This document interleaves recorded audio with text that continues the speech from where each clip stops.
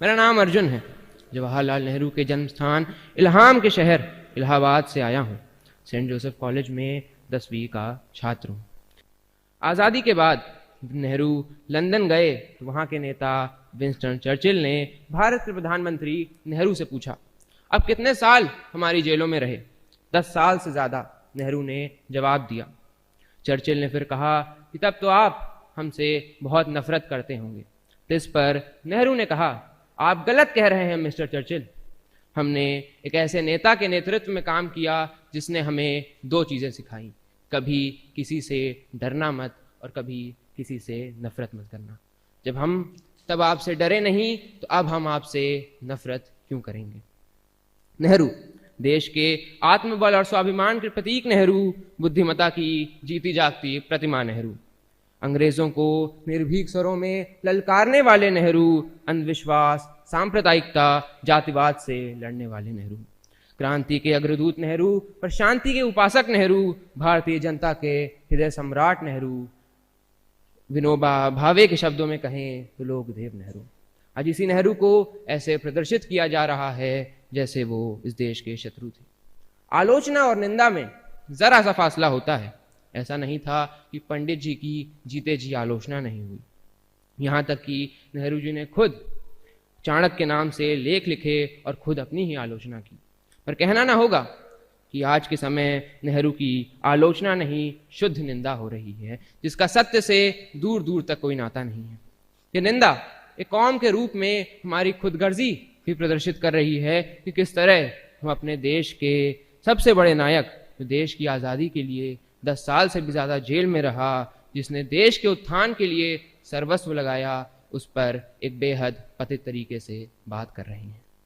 England से पढ़ाई कर लौटा जवाहरलाल चाहता तो बड़े आराम से ऐशो आराम की ज़िंदगी बिता सकता था। फिर वो खुद की काती हुई मोटी काती का कुर्ता पहनने लगा, मूंगफली चबाते हुए ट्रेन के तीसरे दर्जे में सफ़र करने लगा।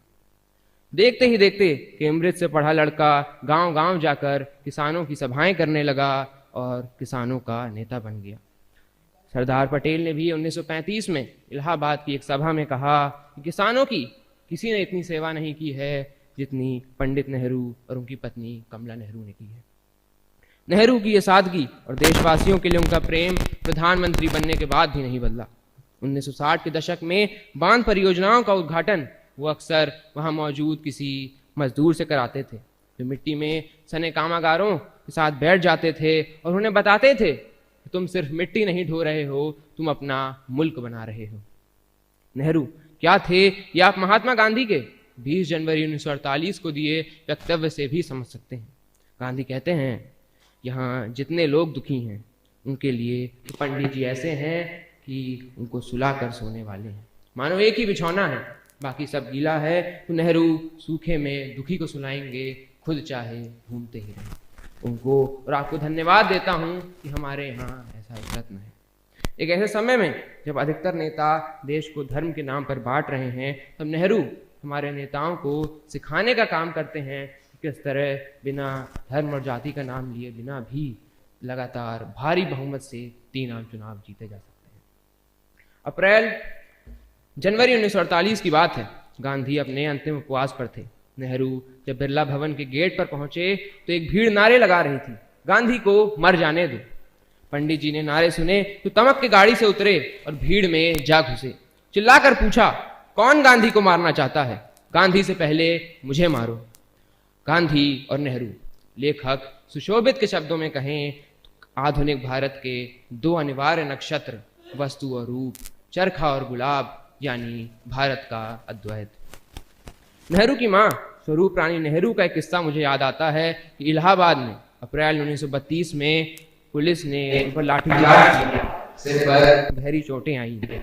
बरेली जेल में बंद अपने पुत्र को इसके बारे में बताते हुए उन्होंने लिखा, एक बहादुर बेटे की मां को कुछ तो उसके जैसा होना चाहिए। आज के दौर में नेहरू की प्रासंगिकता इसलिए भी बढ़ जाती है क्योंकि जिन समस्याओं से आज हम घिरे हैं उन पर नेहरू जो कहते हैं वो बेहद महत्वपूर्ण है। 15 अगस्त 1954 को वे कहते हैं, अगर कोई धर्म वाला ये समझता है हिंदुस्तान पर उसी का हक है, औरों का नहीं, तो उसने हिंदुस्तान की राष्ट्रीयता और कौमियत को वो समझा नहीं है। वह हिंदुस्तान की आज़ादी का एक मायने में दुश्मन हो जाता है, उस आज़ादी के टुकड़े करता है, क्योंकि हिंदुस्तान की जड़ है आपस में इत्तेहाद और हिंदुस्तान में जो मुख्तलिफ धर्म जातियां हैं उनसे मिलकर रहना। नेहरू आगे कहते हैं, मजहबी झगड़े मजहबी तो होते नहीं, धार्मिक तो होते नहीं, वे तो धर्म का नाम लेकर सियासी होते हैं, राजनीतिक होते हैं। सांप्रदायिकता एवं संकीर्ण विचारों के बढ़ने का एक बुनियादी कारण है हमारे समाज में बढ़ता दुर्भाव। मानो हम तैयार बैठे हैं दुश्मन बनाने को। एक मुसलमान ने बुरा किया, सब मुसलमान बुरे हो गए। एक हिंदू ने बुरा किया, सब हिंदू बुरे हो गए। हम तैयार बैठे हैं सिद्ध करने को, एक ने सिद्ध किया कि सब सिद्ध हो गए। पर मजे की बात यह है कि अगर एक अच्छा करता है तो सब अच्छे सिद्ध नहीं होते, दुश्मन तो सब सिद्ध हो जाते हैं। इसी दुर्भाव को कम करना है।